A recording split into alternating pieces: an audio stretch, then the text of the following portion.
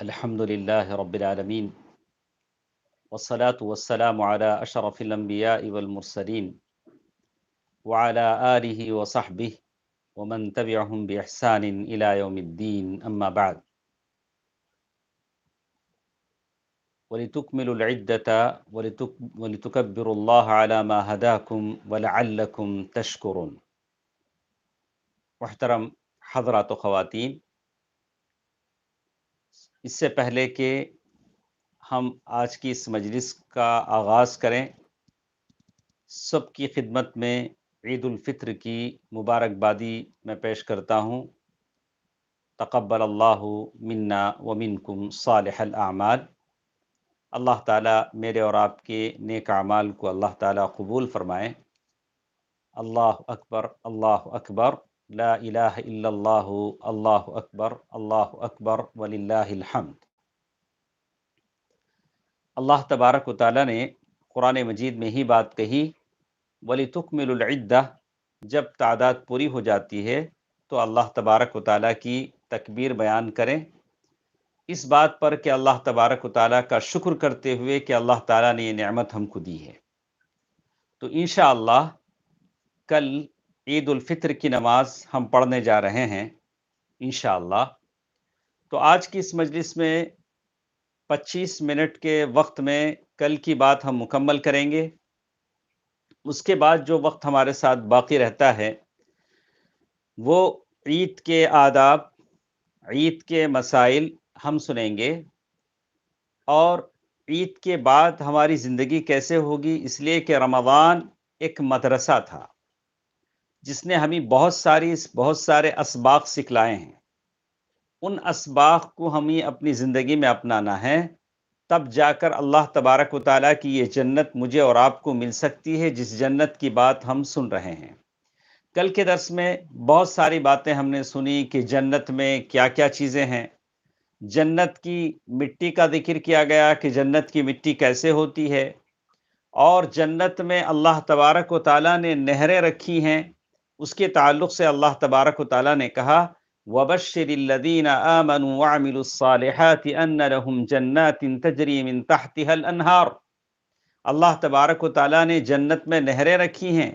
اللہ کے نبی صلی اللہ علیہ وسلم نے فرمایا کہ 4 نہریں اللہ کے نبی صلی اللہ علیہ وسلم کو بتلائی گئیں، اور اللہ کے نبی صلی اللہ علیہ وسلم نے ان نہروں کی تفصیل بھی بتائی. یہ جنت کی نہریں ہیں جو اللہ تبارک و تعالیٰ نے جنت میں پیدا کی ہیں، بنائی ہیں. اس کے علاوہ جنت میں چشمے بھی ہیں، فاؤنٹین جسے ہم کہتے ہیں. اللہ تعالیٰ نے یہ ساری چیزیں آپ کے لیے بنائی ہیں.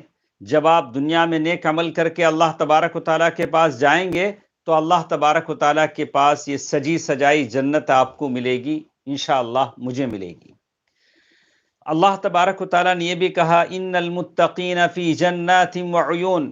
متقی لوگ جنتوں میں اور چشموں میں ہوں گے. چشمے فاؤنٹین ہیں، اور کہا کہ اللہ تبارک و تعالیٰ نے جو چشمے وہاں بہائے ہیں اس کے الگ الگ نام بھی قرآن میں کہے ہیں کہ وہاں ایک کافور کا چشمہ ہے.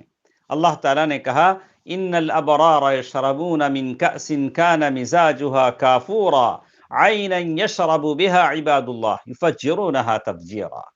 تو ایک فاؤنٹین جس کا نام کافور رکھا گیا ہے، اور دوسرا ایک چشمہ اللہ تبارک و تعالیٰ نے جنت میں بنایا ہے جو تسنیم ہے.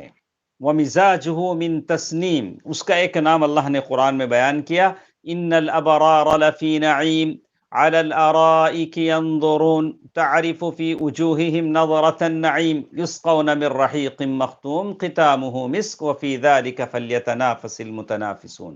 وَمِزَاجُهُ مِن تسنیم. اللہ تبارک و تعالیٰ نے ایک چشمہ وہاں رکھا ہے جس کا نام تسنیم ہے. ویسے ہی جنت کے یہ چشمے ہیں جو اللہ تبارک و تعالیٰ نے مومنوں کی دلجوئی کے لیے بنائے ہیں. اور جنت میں بہت سارے بنگلے ہیں، خیمے ہیں جو اللہ تبارک و تعالیٰ نے مومنوں کے لیے بنائے ہیں، اور قرآن مجید کی آیتوں میں اور احادیث میں اس کی تفصیل بیان کر دی گئی. اللہ کے نبی صلی اللہ علیہ وسلم نے ایک مرتبہ ذکر کیا ان فی الجنت غرفا جنت میں ایسے محلے ہیں، ایسے محلات ہیں جس کا اندر کا حصہ باہر سے، باہر کا حصہ اندر سے دکھتا ہے، اتنا صاف اور شفاف ہے۔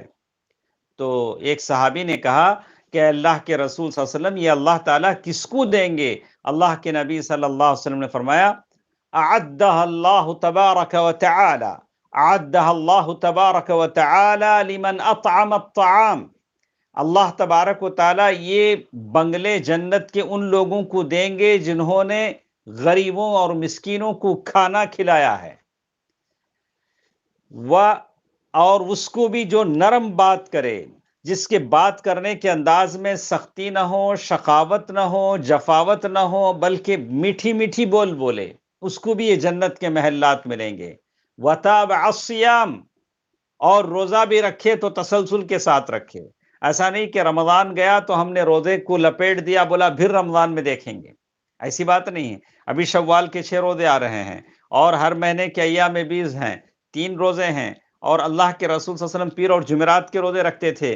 دعا کیجئے کہ اللہ تعالیٰ توفیق آپ کو بھی دے، مجھے بھی دے۔ وَصَلَّى بِاللَّيْلِ وَالنَّاسُ نِيَامٌ، اور رات کو نماز جس نے پڑھا جب لوگ سو رہے ہوں۔ تو ایک بات میں بتا دوں کہ لیلۃ العید، عید کی جو رات ہوتی ہے، مطلب کل عید ہے تو آج رات ہے، تو اس کی فضیلت میں بہت ساری حدیثیں لوگوں نے بیان کی ہیں، لیکن ساری حدیثیں ضعیف ہیں، ویک ہیں، اس کی کوئی دلیل نہیں ہے۔ لیکن رات میں آدمی قیام اللیل کر سکتا ہے، ہر رات میں تہجد پڑھ سکتا ہے، اس میں کوئی یہ نہیں ہے، اللہ تعالیٰ اس کا ثواب اسے دے گا۔ لیکن اس کی فضیلت کے طور پر جو حدیثیں بیان کی جاتی ہیں وہ ضعیف ہیں، اس کی کوئی حقیقت نہیں ہے۔ اسی طرح آگے چل کر ہم چلتے ہیں کہ یہ جنت کے جو محلات اللہ تبارک و تعالیٰ بنائے ہیں، وہاں قیمتی برتن ہیں جو ان جنتیوں کے لیے رکھے گئے ہیں۔ اور ایک سوال ہمارے ساتھ یہ آتا ہے کہ جنت میں کیا صبح و شام کا سسٹم ہے جیسے دنیا میں ہے؟ دنیا میں صبح ہوتی ہے، شام ہوتی ہے، لیکن علماء نے کہا لیس فی الجنت لیل و نہار، جنت میں نہ دن ہے نہ رات ہے، اس لیے کہ یہ ساری چیزیں ختم ہو جاتی ہیں۔ اور رات اور دن کیسے پہچانے جائیں گے؟ بِإِرْخَاءِ الْحُجُبِ وَإِغْلَاقِ الْأَبْوَابِ وَيَعْرِفُونَ مِقْدَارَ النَّهَارِ بِرَفْعِ الْحُجُبِ وَفَتْحِ الْأَبْوَابِ۔ ابو الفرج ابن الجوزی نے کہا وَلَهُمْ رِزْقُهُمْ فِيهَا بُكْرَةً وَعَشِيًّا، اللہ تعالیٰ صبح و شام ان کو وہاں رزق دیں گے، لیکن رات اور دن تو وہاں نہیں ہوں گے، لیکن ایک حساب ہوگا، جیسے کہا لیکن تعرف صبح و شام کیسے پہچانے جائیں گے؟ بنور یظہر من قبل العرش، ایک نور اور روشنی نکلے گی عرش سے، اس کے ذریعے سے پہچانیں گے کہ صبح ہو گئی، شام ہو گئی۔ لیکن وہاں جنت میں رات اور دن کا سسٹم نہیں رہے گا۔ اس کے بعد ایک بات بتائی گئی کہ جنت میں خوشبو ہے، خوشبو آدمی کو ملتی ہے۔ اللہ کے نبی صلی اللہ علیہ وسلم فرمایا من قتل موحدا لم يرح رائحة الجنہ، اللہ کے نبی صلی اللہ علیہ وسلم فرمایا کہ جو شخص کسی ذمی اور معاہد کو قتل کرے، جنت کی خوشبو اسے نہیں ملے گی، اور جنت کی خوشبو 40 سال کی مسافت کی دور تک سنائی دیتی ہے۔ جنت ایسی چیز ہے جہاں خوشبو، ایسی عمدہ خوشبو مومنوں کو لگے گی۔ اور ساتھ ساتھ جنت میں بہت سارے درخت ہیں، وہاں کے بہت سارے میوے ہیں۔ اللہ تبارک و تعالیٰ نے فرمایا ان للمتقین مفازا حدائق واعنابا وفی، کہا کہ جنت ایسے ہے جہاں باغات ہیں، کھجور کے درخت ہیں، انگور کے درخت ہیں، اور انار کے درخت ہیں، اور پھر اللہ تبارک و تعالیٰ نے کہا کہ بیری کے درخت ہیں، اور بڑے بڑے درخت جنت میں ہیں۔ اللہ تبارک و تعالیٰ نے یہ درخت وہاں بنائے ہیں جنت میں تاکہ مومن ان درختوں کے نیچے آرام کریں۔ اور پھر ان درختوں کے بارے میں یہ بھی بتایا گیا کہ وہاں جو درخت ہیں، اتنے بڑے بڑے درخت ہیں جن کے بارے میں کہا کہ ایک ایک درخت اتنا بڑا ہے یسیر الراکب فی ظلها 100 عام، اگر چلنے والا گھڑ سوار 100 سال بھی اس درخت کے نیچے چلے گا تو اس کا سفر ختم نہیں ہوگا۔ کتنا بڑا درخت ہوگا، کیا اس درخت ہوگا؟ کہا کہ اتنے بڑے درخت وہاں ہیں۔ اور اللہ کے نبی صلی اللہ علیہ وسلم فرمایا ان فی الجنت لشجرہ یسیر الراکب الجواد، یعنی بڑی تو تیز سے گھوڑا چڑھانے والا 100 سال بھی اگر چلے گا تو وہ درخت کا سایہ وہ کراس نہیں کر سکے گا. اتنا بڑا درخت ہوگا جو اللہ تبارک و تعالیٰ نے جنت میں لگایا ہے. اور اسی طرح سدرۃ المنتہا، یہ ایک درخت ہے جس کا ذکر اللہ تعالیٰ نے قرآن مجید میں کیا. اللہ کے نبی صلی اللہ علیہ وسلم جب معراج پر گئے تو وہاں تک جبرائیل ساتھ آئے، وہاں سے رک گئے. اور اسی طرح ایک درخت جنت میں وہ ہے جسے کہا شجرۃ طوبہ، ایک درخت ہے جہاں سے جنتیوں کے کپڑے وہاں سے نکالے جاتے ہیں، بنائے جاتے ہیں. جیسے حدیث میں اللہ کے نبی صلی اللہ علیہ وسلم سے ایک صحابی نے پوچھا، سوال کیا، اخبرنا عن ثیاب اہل الجنہ، اللہ کے نبی صلی اللہ علیہ وسلم ہم کو بتائیے کہ جنت میں مومن جو کپڑے پہنتے ہیں یہ کپڑے کیا ریڈی میڈ پیدا کرتے ہیں اللہ تعالیٰ یا بنتے ہیں، یعنی ان کی بنائے جاتے ہیں. تو فضحک بعض القوم، صحابہ میں کچھ لوگ تھے ہنسنے لگے. تو اللہ کے رسول صلی اللہ علیہ وسلم فرمایا کہ مما تضحکون، کیوں ہنستے ہو، اس میں ہنسنے کی کوئی بات نہیں ہے. اس کو نہیں معلوم ہے اس لیے وہ پوچھ رہے ہیں. پھر اللہ کے نبی صلی اللہ علیہ وسلم نے فرمایا کہ ارے بھائی سوال کرنے والا کہاں ہے، اور پھر ان سے کہا بل اللہ کے نبی صلی اللہ علیہ وسلم فرمایا کہ جنت کے میووں کے جو چھلکے ہیں ان سے جنتیوں کے لباس بنائے جائیں گے. 3 مرات، 3 مرتبہ اللہ کے نبی صلی اللہ علیہ وسلم نے فرمایا. تو یہ جنت ہے جہاں کی نعمتیں ہیں، اللہ تعالیٰ نے یہ آپ کے لیے تیار کیا ہے. اور اس کی بہت ساری حدیثیں آئی ہیں. ایک حدیث یہ بھی آئی ہے کہ جنت کے جو درخت ہیں، جنت کے پھول کے جو درخت ہیں، ان درختوں میں سے سب سے زیادہ جو سید ہے، سردار، درختوں کا جو سردار ہے وہ کون ہے؟ تو حدیث عبداللہ بن عمرو رضی اللہ تعالی عنہ کی اس حدیث میں بتایا گیا، سید ریحان الجنہ، جنت کے پھولوں کے درختوں کا جو سردار ہے وہ مہندی کا درخت ہے. اور حدیث صحیح ہے. تو یہ جنت کے درخت ہیں جو اللہ تبارک و تعالیٰ نے بنایا. ابھی تو مہندی لگانے کا موسم ہے، سارے لوگ مہندی لگاتے ہیں، اور عورت اپنے شوہر کے لیے جتنا چاہے سنور سکتی ہے، اس کی اجازت اسے ہے. اللہ کے نبی، اللہ شریعت نے اسے اجازت دی ہے. اور اسی طرح ایک اور چیز جس کے بارے میں ہم آپ کے سامنے کہیں گے کہ جنت میں جتنے درخت ہیں ان کے ساری جڑیں سونے کی ہیں. اللہ اکبر. ما فی الجنہ الا شجرہ الا وساقها من ذہب، جنت میں جتنے درخت ہیں ان کی جڑیں سونے کی ہوتی ہیں. دوستو، عزیزو، ماں اور بہنوں، چھوٹے بچوں، کیا آپ کو خواہش ہے؟ کہتے ہیں نبی صلی اللہ علیہ وسلم کی طرف سے ایک بات بتائی جاتی ہے کہ اللہ کے نبی صلی اللہ علیہ وسلم معراج پر جاتے ہیں.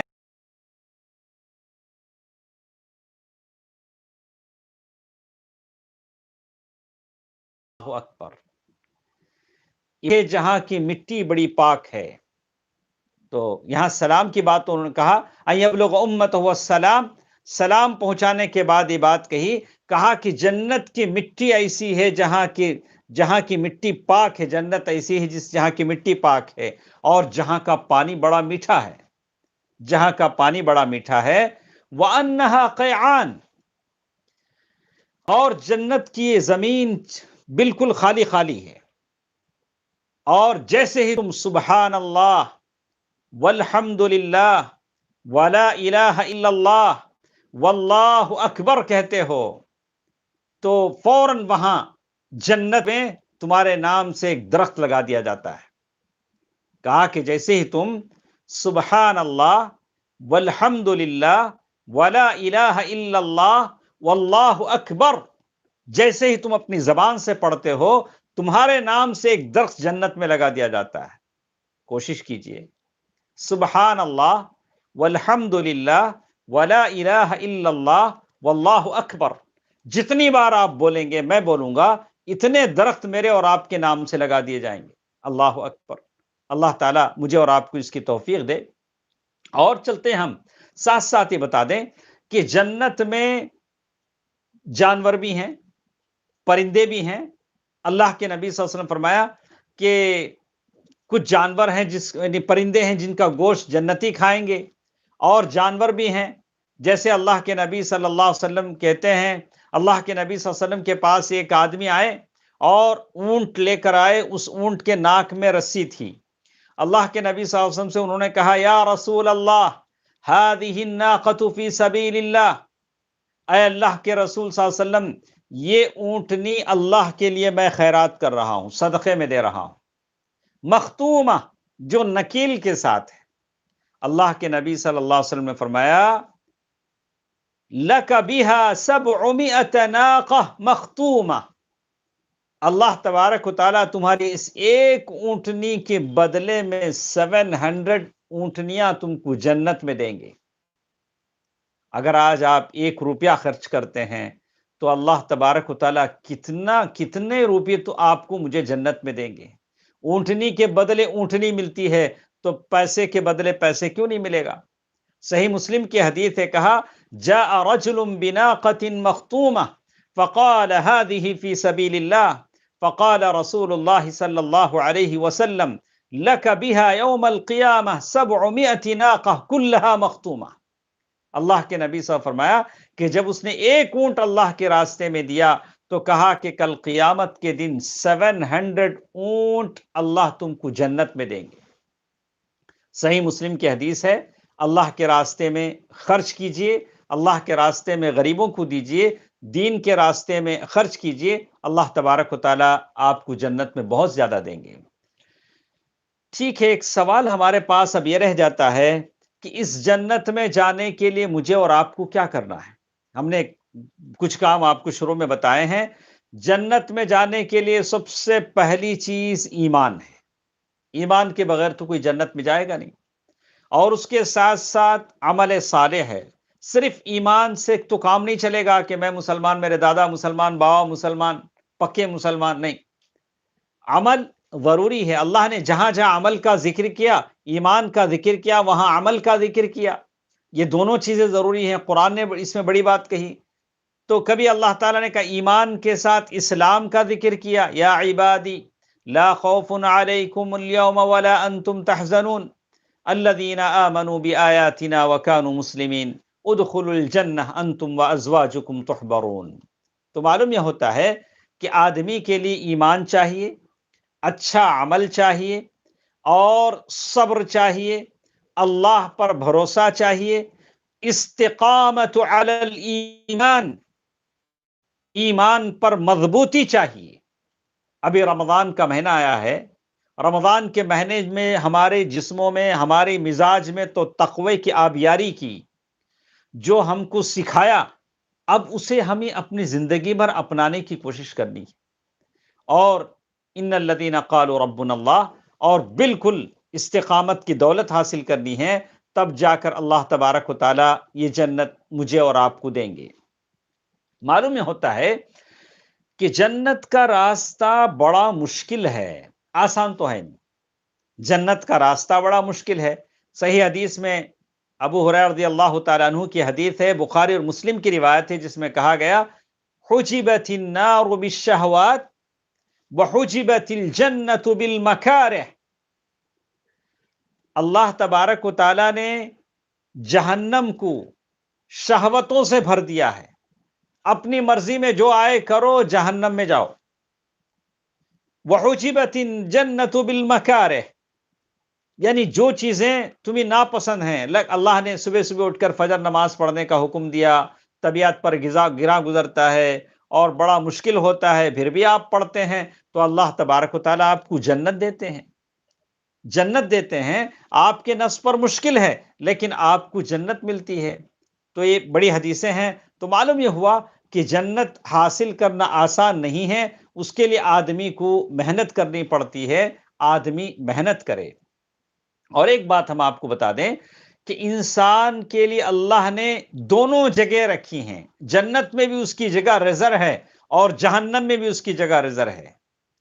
اور جب وہ جنت میں چلا جاتا ہے تو جہنم میں جو لوگ گئے ہیں ان کی جگہ بھی اسے مل جاتی ہے۔ دونوں جگہ اسے مل جاتے ہیں، اور جہنم کی جگہ اس کی ختم ہو جاتی ہے، جس کا ذکر اللہ تبارک و تعالیٰ نے قرآن مجید میں کیا ہے۔ اور اسی طرح کچھ باتیں ہمارے ساتھ ہیں کہ کچھ ایسی باتیں جو میں نے اسے چھوڑ دیا ہے کہ منی وقت ہمارے پاس بڑا کم ہے، انشاءاللہ پھر کبھی ہم تفصیل سے سنتے ہیں کہ کچھ مومنوں کی بچے ہیں جو بچپن میں انتقال ہو جاتے ہیں، یہ کہاں جائیں گے؟ جنت میں جائیں گے۔ اللہ کے نبی صلی اللہ علیہ وسلم نے قرآن پوچھا گیا تو اللہ کے نبی صلی اللہ علیہ وسلم نے فرمایا اللہ ایما امرأۃ، کوئی بھی عورت ایسی ہے جس کے 3 بچے انتقال ہو جاتے ہیں تو اس کے لیے جہنم سے وہ پردہ بن جاتے ہیں، جہنم سے وہ بچے پردہ بن جاتے ہیں۔ قالت امرأہ، ایک عورت نے اللہ کے نبی صلی اللہ علیہ وسلم سے پوچھا ہے اللہ کے رسول صلی اللہ علیہ وسلم، اگر 2 بچے اگر کسی کے انتقال کر جائیں اس کا کیا حکم ہے؟ تو اللہ کے نبی صلی اللہ علیہ وسلم فرمایا کہ اگر 2 بچے بھی انتقال ہو جائیں تو وہ بھی اس کے لیے جہنم کی آڑ بن جائیں گے۔ اگر بچے انتقال ہوتے ہیں تو صبر کریں، اللہ تبارک و تعالیٰ سے اس کا بدلہ چاہیں۔ اور جیسے کہا کہ چھوٹے بچے آپ کسی کے گود سے نکل کر اگر وہ انتقال کر جاتے ہیں تو وہ کہاں پہنچ جاتے ہیں؟ کَإِنَّ لَهُ مُرْضِعًا فِي الْجَنَّةِ، کہا اللہ کے نبی صلی اللہ علیہ وسلم کے بیٹے ابراہیم کا جب انتقال ہوا تو اللہ کے نبی صلی اللہ علیہ وسلم فرمایا کہ جنت میں اس کے لیے دودھ پلانے والی ہے۔ یہ ابراہیم علیہ السلام کے ماتحت چلے جاتے ہیں وہاں جنت میں۔ تو مومنوں کے بچے جو بچپن میں انتقال ہوتے ہیں وہ جنت میں ہیں، اور مشرکین کے بچے کے تعلق سے کہا کہ وہ اللہ تبارک و تعالیٰ کی مشیت کے تحت ہیں، اللہ تبارک و تعالیٰ جیسے چاہے ان کے ساتھ کر سکتا ہے۔ اور یہ 2 باتیں ہمارے ساتھ ہیں۔ اسی طرح کچھ باتیں ہمارے ساتھ ہیں کہ کتنے لوگ ہمارے جنت میں داخل ہوں گے، کتنے لوگ جنت میں داخل ہوں گے، تو بڑی بڑی حدیثیں اس سلسلے میں بتائی گئیں۔ مختصر میں آپ کو یہ بتانا چاہتا ہوں، اللہ کے نبی صلی اللہ علیہ وسلم نے فرمایا اہل الجنہ 20 و100 صف، جنتی 120 رو میں کھڑے ہوں گے، صف میں 120 صف ہوں گے، جس میں سے 80 صفیں امت محمدیہ کی ہوں گی اور 40 صفیں دوسری امتوں کی ہوں گی، موسیٰ علیہ السلام کی امت، عیسیٰ علیہ السلام کی امت اور دوسری امتوں کی۔ تو معلوم یہ ہوا کہ بہت بڑی تعداد امت مسلمہ کی ایسی ہوگی جو جنت میں جائے گی۔ اور اسی طرح ایک اور بات ہم آپ کو بتا دیں کہ جنت کے بوڑھے لوگ کون ہیں، کہول یعنی ادھیڑ عمر کے لوگ کون ہیں؟ تو کہا کہ ابو بکر اور عمر یہ جنت کے ادھیڑ عمر کے لوگ ہیں، یعنی درمیانی عمر کے لوگ ہیں۔ جنت کے جوان کون ہیں؟ سیدہ شباب اہل الجنہ حسن اور حسین رضی اللہ عنہما، یہ جنت کے شباب ہیں جنت کے۔ اور اسی طرح جنت میں بہت ساری عورتیں داخل ہوں گی، اللہ تعالی ہر نیک عورت کو جنت میں داخلہ عطا فرمائے۔ اور اب دعا کرنے کا وقت ہے کہ آپ اپنی بیوی کے لیے، اپنی بہن کے لیے، اپنی ماں کے لیے دعا کریں جنہوں نے مہینہ بھر آپ کو وقت پر سحری کھلایا، افطار کھلایا، اٹھایا۔ اس کے لیے آپ دعا نہیں کریں گے، آپ کو دعا کرنا پڑے گا، ان کے لیے دعا کرنی پڑے گی کہ اللہ تعالیٰ ان کو اچھی صحت دے، اللہ تعالیٰ انہیں جنت دے، اور اللہ تعالیٰ دنیا کی نعمتیں انہیں عطا فرمائے، اس لیے کہ انہوں نے اتنی محنت کی ہے کہ آپ نے نہیں کی۔ ہم تو بس دسترخوان پر آتے رہے، بیٹھتے رہے، کھاتے رہے، لیکن ان عورتوں نے پکایا، محنتیں کی، رمضان بھر خدمت کی، تو ان کے لیے آپ کو دعا کرنی چاہیے کہ اللہ تعالیٰ ان کو اجر دے۔ تو جب کل یہ جنت میں جائیں گی تو جنت میں بہت ساری عورتیں ہوں گی۔ اور آپ کو ہمیں بتا دیں، شاید ہم اس سے پہلے کہ ہمارا وقت ختم ہو جائے اور ہم بھول جائیں، کہ عورت آخری جس شوہر کے ساتھ اس کا انتقال ہوتا ہے جنت میں، وہی شوہر اسے دیا جاتا ہے۔ ابو الدرداء، ام الدرداء، ابو الدرداء صحابی ہیں، ام الدرداء ان کی بیوی ہیں۔ ام الدرداء رضی اللہ تعالی عنہا کے یعنی ابو الدرداء کے انتقال کے بعد معاویہ بن ابو سفیان نے ام الدرداء کو شادی کا پیغام بھیجا کہ میں آپ سے شادی کرنا چاہتا ہوں۔ بڑی نیک خاتون تھی، تو ام الدرداء رضی اللہ تعالی عنہا نے انکار کر دیا، بولا کہ نہیں، میں نے حدیث میں سنا ہے کہ عورت جس کی زوجیت میں رہ کر یا بیوگی میں رہ کر انتقال کرتی ہے، کل قیامت میں اللہ تعالیٰ اسی شوہر کو اسے دیتے ہیں۔ تو میں نہیں چاہتی کہ میں کسی اور مرد سے شادی کروں اور ابو الدرداء سے محروم ہو جاؤں۔ تو یہ عورتیں جو جنت میں جائیں گی، تو جنت میں جانے کے بعد جنت کی جو عورتیں ہیں ان کی سردار کون ہیں؟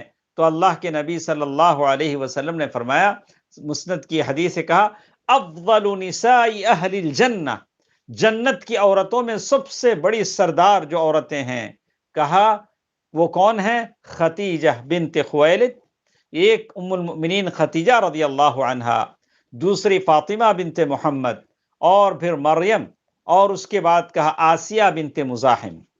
یہ چار عورتیں ہیں جو جنت کے عورتوں کی سردار ہیں، جنت کے عورتوں کے سردار ہیں۔ جیسے کہا گیا فاطمہ، کہا کہ بعد مریم بنت عمران، فاطمہ، ختیجہ، آسیہ، یہ عورتیں ہیں جو جنت کے عورتوں کے سردار ہیں۔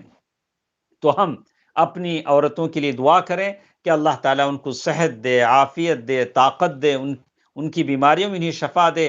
آپ کا فرض بنتا ہے کہ ان نیک خواتین کے لیے دعا کریں جنہوں نے مہینہ بھر آپ کے لیے محنت کی اور صحیح وقت پر آپ کو یہ ساری چیزیں مہیا کی۔ چلیے اس کے بعد ہم بات کرتے ہیں کہ جنت کی بشارت اللہ کے نبی صلی اللہ علیہ وسلم نے بہت سارے صحابہ کو دی۔ عشرہ مبشرہ ہیں جن کے بارے میں آپ جانتے ہیں، ابو بکر فی الجنہ، عمر فی الجنہ، عثمان فی الجنہ، وعلی فی الجنہ۔ اللہ کے نبی صلی اللہ علیہ وسلم نے نام لے کر کہا کہ ابو بکر جنت میں ہے، عمر جنت میں ہے، عثمان جنت میں ہے، علی جنت میں ہے، وطلحہ فی الجنہ، وزبیر فی الجنہ، وعبد الرحمن بن عوف فی الجنہ، وسعد بن ابی وقاص، وسعید، وابو عبیدہ۔ یعنی 10 نام صحابہ کرام نے کے بتائے، اللہ کے نبی صلی اللہ علیہ وسلم نے ان کو جنت کی خوشخبری سنا دی کہ یہ سارے کے سارے جنتی ہیں، اس لیے ان کے نام کا یہ عشرہ مبشرہ۔ اس کے علاوہ بہت سارے صحابہ ہیں جن کو بتایا گیا کہ ان کا نام کہا کہ وہ بھی جنتی ہیں۔ اللہ کے نبی صلی اللہ علیہ وسلم نے کہا، جیسے جعفر بن ابی طالب ہیں جن کے بارے میں کہا کہ میں نے ان کو دیکھا کہ وہ جنت میں پروں سے اڑ رہے ہیں، ان کے 2 بازو کاٹ دیے گئے تھے جنگ میں، کہا کہ اللہ نے ان کے 2 پر پیدا کیے ہیں، وہ جنت میں اڑ رہے ہیں۔ حمزہ بن عبد المطلب یہ جنت میں ہیں جن کی ناک کان کاٹے گئے اور ان کو مطلع کیا گیا، کہا کہ حمزہ بھی جنت میں ہیں، اللہ کے نبی صلی اللہ علیہ وسلم نے کہا۔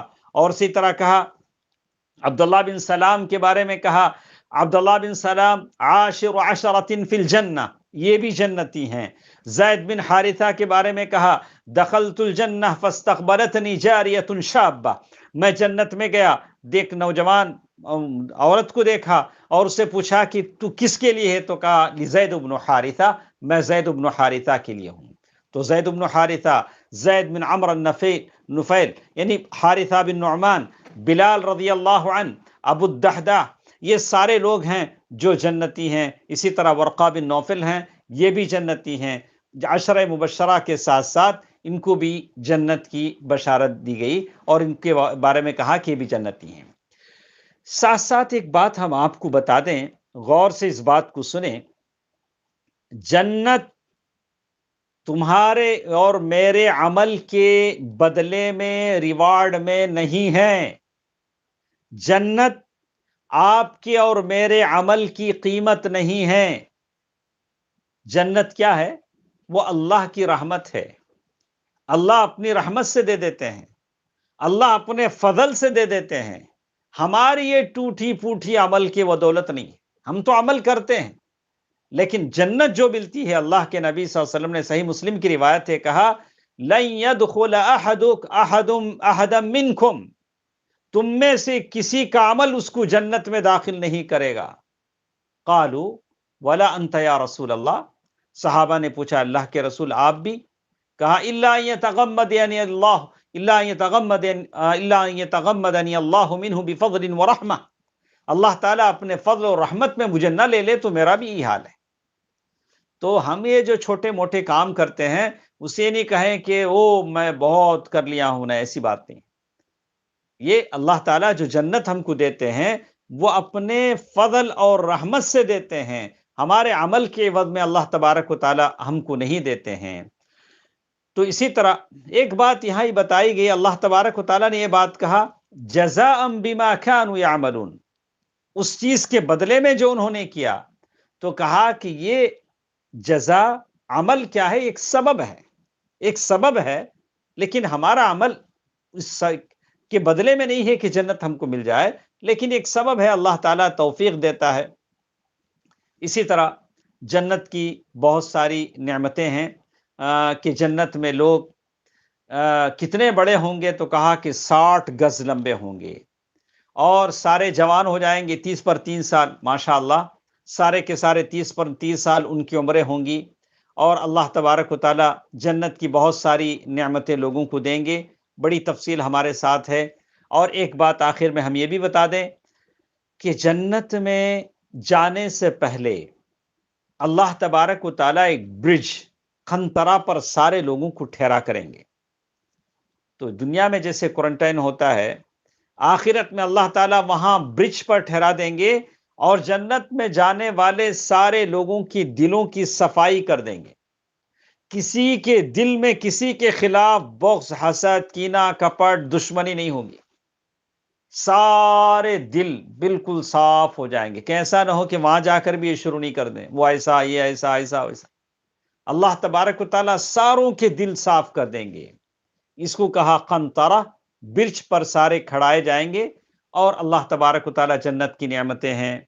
اللہ تبارک و تعالیٰ جنت کی نعمتوں کا بڑا ذکر کیا ہے، کیا کیا چیزیں اللہ تبارک و تعالیٰ دیں گے۔ پہلا کھانا کیا ہے، تو کہا کہ مچھلی کے جگر کا زائد ٹکڑا اللہ تبارک و تعالیٰ جنتیوں کو دیں گے، اور بہت ساری تفصیل ہمارے ساتھ ہے، انشاءاللہ کبھی سنیں گے۔ یہ تھی جنت جس کے بارے میں ہم نے سنا، اس کو حاصل کرنے کی کوشش کریں، اور یہ حاصل ہوتی ہے ایمان سے، عمل صالح سے، صبر سے، تقوی سے، اللہ پر بھروسہ سے، لوگوں کو کھانے کھلانے سے، اور نیکیوں پر جمع رہنے سے۔ کوشش کیجئے، اللہ تعالیٰ نے جو توفیق ہم نے رمضان کے مہینے میں نیک عمل کیا، اس کو ہم جاری و ساری رکھیں۔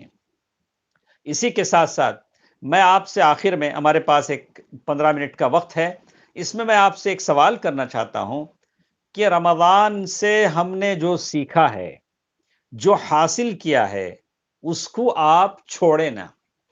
اللہ تعالیٰ نے قرآن مجید میں ایک مثال ذکر کیا، ایک بوڑھی عورت کی مثال اللہ تعالیٰ نے قرآن میں دیا کہ وَلَا تَكُونُوا كَالَّتِي نَقْضَتْ غَزْلَهَا مِن بَعْدِ قُوَّةٍ أَنْكَاثًا۔ وہ بوڑھی عورت بڑی محنت سے دھاگا بناتی ہے، پہلے وہ کپڑا بنانے کے لیے دھاگا بناتے تھے، تو کہا کہ اس کے بعد وہ عورت وہ دھاگے کو توڑ دیتی ہے۔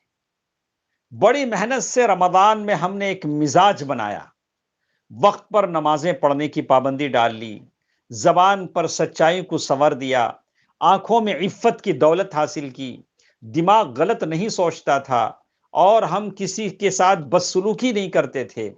ایسا نہ ہو کہ رمضان ہوتے ہی پھر یہ چیزیں ہماری زندگیوں میں آ جائیں، ایسا نہیں ہو۔ اللہ نے، ابھی تو بہت مشکل ہے، ابھی تو لوگ خطرے کی گھنٹی بج رہی ہے، کون کب چلا جائے، کس گلی میں کس کی شام ہو جائے، کسی کو نہیں پتا۔ اب تو ہر ایک کا دل اللہ سے لگانے کا ٹائم ہے، دنیا سے ہم بہت لگا چکے، اور اتنے لاکھ، 3 لاکھ 4 لاکھ لوگ اب تک جو اس بیماری میں دنیا سے جا چکے ہیں، وہ آپ سے بڑے کروڑپتی تھے، ہو سکتا ہے آپ سے بڑے مالدار تھے، لیکن خالی ہاتھ دنیا سے گئے۔ لاکھوں کی تعداد میں 3 لاکھ 4 لاکھ اب تک اس پوری بیماری میں پوری دنیا سے جو لوگ گئے۔ تو اس لیے اللہ تبارک و تعالیٰ سے ڈریں، اور جو سبق ہم نے سیکھا ہے رمضان سے، اس سبق کو اپنانے کی کوشش کریں۔ خاص کر میں بچوں سے کہوں گا کہ فجر کی نماز میں ہم اٹھ جاتے تھے، فجر کی نماز پابندی سے پڑھ لیتے تھے، اب فجر کی نماز کی عادت ڈالیں، جماعت کے ساتھ پڑھنے کی عادت ڈالیں، اللہ اللہ ہرگز نہ چھوڑیں، اور اس بات کو مد نظر رکھیں، موت سے کس کو رستگاری ہے، آج وہ تو کل ہماری باری ہے، کوئی نہیں بچ سکتا ہے، کون کب جائے گا کسی کو نہیں پتا۔ اسی لیے کہا کہ تم نماز پڑھو تو ایسے پڑھو کہ آخری نماز پڑھ رہے ہو۔ تو الغرض میرے دوستو عزیزو، میری ان باتوں کو اپنے دل و دماغ میں رکھیں۔ انشاءاللہ جب بھی ہم موقع ملے گا، اس جس چینل سے ایچ جی ڈبلیو سی کے چینل سے ہمارے درس ہو رہے تھے، اسے سبسکرائب کریں اور ہمارے دروس اس پر آپ کو ملیں گے۔ اور یہ ایچ جی ڈبلیو سی ایک اسلامی ادارہ ہے، اصلاحی ادارہ ہے، جس کی بہت ساری خدمتیں ہیں، اور یہ سوشل ورک میں بہت زیادہ لگا ہوا ہے، غریبوں کی، یتیموں کی، بیواؤں کی، بے کسوں کی خدمت کرتا ہے۔ تو اس کے ساتھ آپ بہت سارا علم سیکھ سکتے ہیں۔ جب بھی اس کے دروس ہوں آپ اٹینڈ کیجئے۔ اور جلدی ہم آپ کو بتانا چاہتے تھے کہ ابھی انشاءاللہ عید کا چاند ہم کو نظر آ چکا ہے، اور کل ہم انشاءاللہ عید کی نماز پڑھیں گے۔ عید کی نماز ہر سال ہم لوگ عید کی نماز عیدگاہوں میں پڑھتے تھے، اور اب عید کی نماز عیدگاہ میں پڑھنے کا موقع نہیں ہے، اور بیماری کی وجہ سے ہم گھروں میں پڑھ رہے ہیں۔ تو جیسے ہر عید کے دن ہم نہاتے ہیں، غسل کرتے ہیں، اچھی طرح غسل کر لیں، نہا لیں۔ اللہ نے اچھے کپڑے دیے ہیں گھر میں، تو اچھے کپڑے پہن لیں۔ اور جیسے ہی سن رائز یعنی سورج نکلے، سورج نکلنے کا ٹائم آپ کے موبائل میں مل جاتا ہے، ہاں، ہر جگہ معلوم ہو جاتا ہے کہ آپ کے علاقے میں سورج کب نکلتا ہے۔ اس کے بعد سے 20 منٹ کا ٹائم لگا لیں، یا آدھے گھنٹے کا ٹائم لگا لیں۔ اس کے بعد نہا دھو کر، عطر لگا کر، اور پھر آپ کھجور کھائیں، جیسے اللہ کے نبی صلی اللہ علیہ وسلم کی سنت ہوتی تھی کہ اللہ کے نبی صلی اللہ علیہ وسلم کھجور کھاتے تھے۔ یعنی مطلب 3 کھجور، کم سے کم 3 کھجور آپ کو کھانے ہیں، یا کبھی اس سے زیادہ اگر کھا لیتا ہے آدمی 7، یعنی آدمی کھائے۔ اور اس کے بعد جب 5 ایسے بھی کھا سکتا ہے، اور کھجور کھائے، اور پھر عید کی نماز کے لیے آدمی تیار ہو جائے۔ اور عید کی نماز فرض عین ہے، ہر شخص پر فرض ہے، جو بھی پڑھ سکتا ہے۔ اور اس بات کی تاکید کر لیں کہ عید کی نماز سے پہلے آپ نے صدقہ فطر ادا کر دیا ہے۔ صدقہ فطر 1 سا، یعنی جو چاول آپ کھاتے ہیں وہ چاول آپ ادا کر دیے ہیں، اور صدقہ فطر آپ کا ادا ہو گیا ہے، مطلب 2.5 کلو، 2 کلو 500 گرام، یا زیادہ بڑھا کر آپ دیتے ہیں 3 کلو ادا ہو گیا ہے۔ اور تو پھر آپ نماز کی تیاری کریں۔ اور عید کی نماز سے پہلے کوئی سنت نہیں ہے، اور عید کی نماز کی آپ تیاری کریں گے۔ تیاری کیا ہوتی ہے؟ آپ عید کی نماز کے لیے کھڑے ہیں اپنے سارے احباب کے ساتھ، گھر والوں کے ساتھ۔ ایسا نہ ہو کہ آس پاس کے لوگوں کو جمع کریں، اس پر پابندی ہے۔ تو اس پابندی کا خیال رکھیں، اور خود گھر کا بڑا آدمی، کوئی بھی آدمی آگے بڑھے، آگے بڑھ کے 2 رکعت جو فرض ہے صدقہ عید الفطر کی نماز، اللہ اکبر کہہ کر پہلی تکبیر تحریمہ باندھتا ہے۔ تو تکبیر تحریمہ باندھنے کے بعد، تکبیر تحریمہ کے بعد، یعنی فرسٹ تکبیر جو ہوتی ہے، ہم لوگ کیا کرتے ہیں؟ دعا استفتاح پڑھتے ہیں، جس کو عام زبان میں ہم ثنا کہتے ہیں۔ تو آدمی چاہے تو اس وقت پڑھ لے، اگر نہیں ہے تو اس کے بعد اسے 7 تکبیریں کہنی ہیں، اللہ اکبر، اللہ اکبر، اللہ اکبر۔ 7 تکبیروں کے بعد بھی استفتاح، اللہم باعد بینی و بین خطایا کما بعدت بین المشرق والمغرب، وہ دعا پڑھ سکتا ہے۔ اس سے چھوٹی ایک دعا بھی ہے، سبحانک اللہ، وہ چھوٹی ایک دعا بھی ہے، جو بھی دعا استفتاح آدمی پڑھ لے سکتا ہے۔ اس کے بعد سورہ فاتحہ پڑھے گا۔ اس کے بعد اللہ کے نبی صلی اللہ علیہ وسلم سورہ اعلیٰ، سورہ غاشیہ، سورہ قاف ہمیشہ پڑھا کرتے تھے۔ اگر کسی کو یاد ہے تو وہ سورہ پڑھ لے، اگر یاد نہیں ہے، پہلی مرتبہ اللہ اکبر کہہ کر ہم نے ہاتھ باندھا، پھر 7 مرتبہ تکبیر کہا، اللہ اکبر، اللہ اکبر، اللہ اکبر 7 مرتبہ، پھر سورہ فاتحہ پڑھا، اور اس کے بعد ہم نے کوئی ایک سورت پڑھ لی، جو سورت آپ کو یاد ہے۔ سورہ فاتحہ کے بعد آپ سورہ اخلاص پڑھ سکتے ہیں، قل هو اللہ احد، اسی کو پڑھ لیجئے، کوئی حرج نہیں ہے۔ اس کے بعد ہم رکوع میں جاتے ہیں، پھر سجدے میں، پھر رکوع اور سجدے سے اٹھے ہیں، پھر اٹھتے وقت ایک تکبیر آپ کہتے ہیں، اسے تکبیر انتقالی کہتے ہیں، یعنی سجدے سے اٹھتے ہوئے ایک تکبیر، اس کا حساب نہیں۔ اس تکبیر کے بعد پھر آپ 5 مرتبہ تکبیر کہیں گے۔ اس کے بعد سورہ فاتحہ پڑھیں گے، کوئی اور سورت پڑھیں گے۔ اگر کوئی اور صورت یاد نہیں، ایک ہی صورت یاد ہے سورہ اخلاص، اسی کو ریپیٹ کیجئے، کوئی پرابلم نہیں، سورہ اخلاص ہی دوبارہ پڑھ لیجئے، کوئی پرابلم نہیں ہے، اور آپ کی 2 رکعت، پھر رکوع سجدہ، 2 رکعت ہو گئے، عید کی نماز آپ نے پڑھ لی، ماشاءاللہ، عید کی نماز آپ کی ختم ہو گئی۔ اس کے بعد آپ دعا کر سکتے ہیں، دعا کر سکتے ہیں سارے گھر والوں کے لیے، بچوں کے لیے، سارے مسلمانوں کے لیے، سارے دنیا کے لوگوں کے لیے آپ دعا کیجئے۔